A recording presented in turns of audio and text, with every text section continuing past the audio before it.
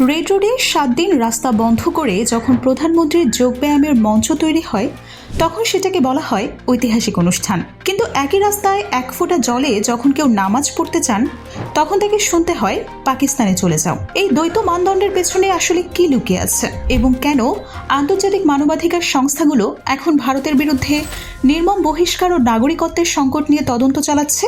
এই প্রশ্নগুলোর উত্তর খুঁজতে গেলে যে চিত্র উঠে আসে তা শুধু রাজনৈতিক বিতর্ক না, এটা একটা গভীর মানবাধিকার সংকটের সংকেত। সম্প্রতি বিজেপি নেতা ও সংসদ দিলীপ ঘোষের বাড়িতে হামলার চেষ্টা এবং বিক্ষুব্ধ জনতার ঘেরাও একটি প্রতীকী ঘটনা হয়ে দাঁড়িয়েছে। তিনি যে মন্তব্য করেছিলেন রাস্তায় নামাজ পড়তে হলে মুসলমানদের বাংলাদেশ বা পাকিস্তানে চলে যেতে হবে, সেই একই ভাষায় জনতা তাকে জবাব দিয়েছে। কিন্তু ঘটনাটি এখানেই শেষ না।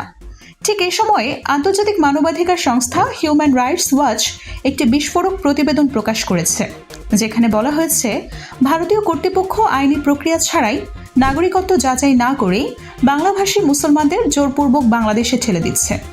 শুধু তাই না, সীমান্তে বিএসএফ এর পুশব্যাক অপারেশনে এমন অনেক মানুষকে আটকে রাখা হয়েছে যারা ভারতীয় নাগরিক হতে পারে বা যাদের বিরুদ্ধে কোনো আইনি প্রমাণ নেই। কিন্তু এখানেই বিষয়টা আরো জটিল হয়ে যায়। এই ঘটনাগুলোকে বিচ্ছিন্ন বলে ভাবলে ভুল হবে।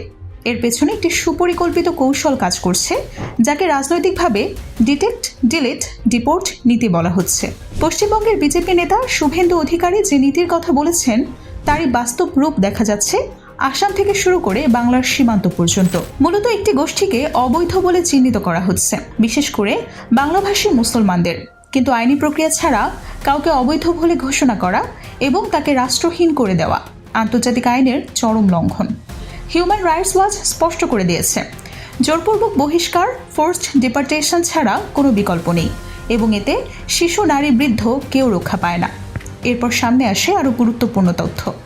2019 সালের সিএএ বিতর্ক এবং আসামের এনআরসি ঘটনার পর এই অঞ্চলে নাগরিকত্ব নিয়ে যে আতঙ্ক তৈরি হয়েছিল এটি তারই দ্বিতীয় পর্যায়। আসামের ডি ভোটার তকমা দিয়ে লাখ লাখ মানুষকে ডিটেনশন ক্যাম্পে রাখা হয়েছে। এবার সেই একই মডেল পশ্চিমবঙ্গে প্রয়োগের চেষ্টা চলছে, কিন্তু আবারও নির্মমভাবে। হিউম্যান রাইটস ওয়াচের প্রতিবেদন উল্লেখ করেছে বিএসএফ সীমান্তে মানুষদের আটকে রাখছে, তাদের নথিপত্র কেড়ে নিচ্ছে এবং জিরো লাইনে ফেলে রাখছে, যেখানে তারা না ভারতের নাগরিক না বাংলাদেশে আশ্রিত। এর ফলে একটা স্টেটলেস জনগোষ্ঠীর তৈরি হচ্ছে যাদের কোনো মৌলিক অধিকারই নেই। আর এই জায়গাটাই এখন সবচেয়ে বেশি আলোচনা। এই নীতির মধ্যে একটি বড় বিগ কনস্ট্রাকশন রয়েছে যা স্পষ্ট হয়ে উঠেছে। এই কন্ট্রাডিকশনটি বিজেপি যে দলটি নির্বাচনের সময় বলেছিল তারা হিন্দুদের রক্ষা করবে, তারাই এখন বুলডোজার রাজনীতি চালাচ্ছে।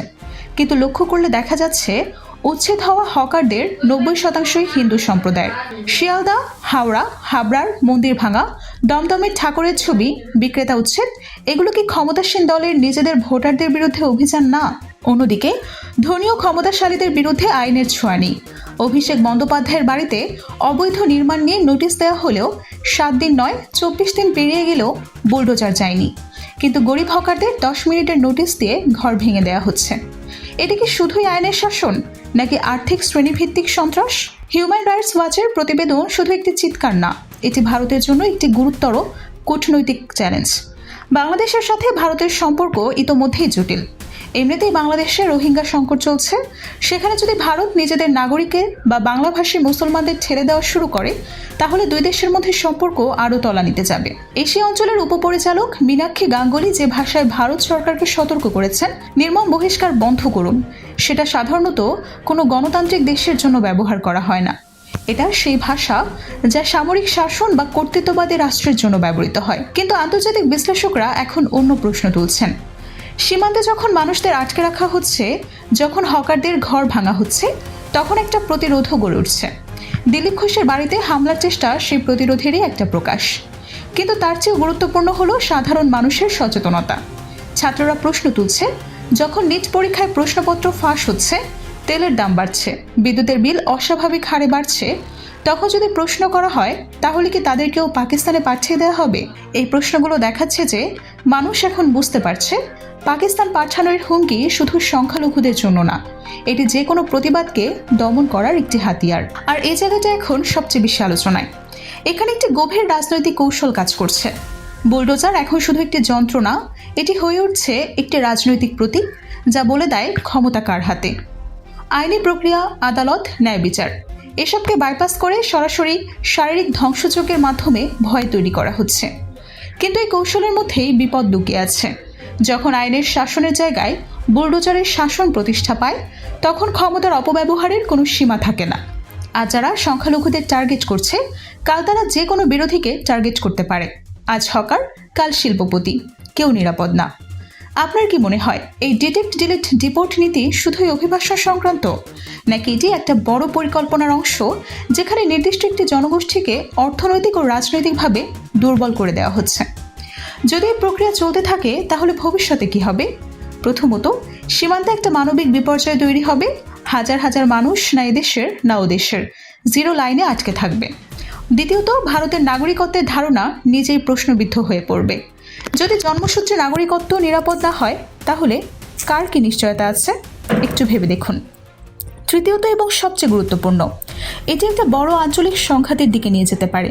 বাংলাদেশ যদি চাপের মুখে পড়ে এবং ভারতীয় নাগরিকদের ফেরত নিতে বাধ্য হয়, তাহলে দুই দেশের মধ্যে সম্পর্ক চরম অবনতি হবে এবং এর প্রভাব শুধু দক্ষিণ এশিয়াতেই সীমাবদ্ধ থাকবে না, বৈশ্বিক মানবাধিকার অঙ্গনেও ভারতের ভাবমূর্তি ক্ষতিগ্রস্ত হবে।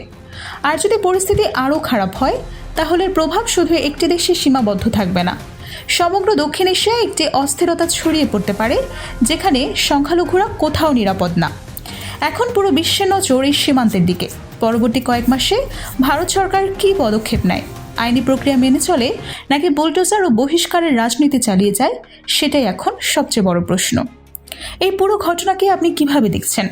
রাস্তায় নামাজ পড়া নিয়ে যে বিতর্ক এবং নাগরিকত্ব যাচাই ছাড়া মানুষকে বাংলাদেশে ঠেলে দেওয়ার অভিযোগ, এই দুটো কি একই সুতোয় গাঁথা, নাকি এর পেছনে আলাদা কোনো কৌশল আছে? আপনার বিশ্লেষণ কমেন্টে জানাতে পারেন। ধন্যবাদ সঙ্গে থাকার জন্য।